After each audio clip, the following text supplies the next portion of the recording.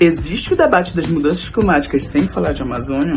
Errou! Tava aqui eu em uma reunião básica e fiquei pensando, se para falar de mudança e crise climática tem que falar de Amazônia, então ouçam as juventudes amazônicas.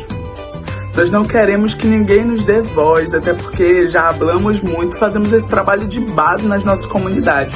Nós queremos estar presente em espaços muito importantes como a COP27, que vai ocorrer no Egito no mês que vem. E tu, que quer colaborar com esse movimento, vai lá conhecer a delegação da Palmares.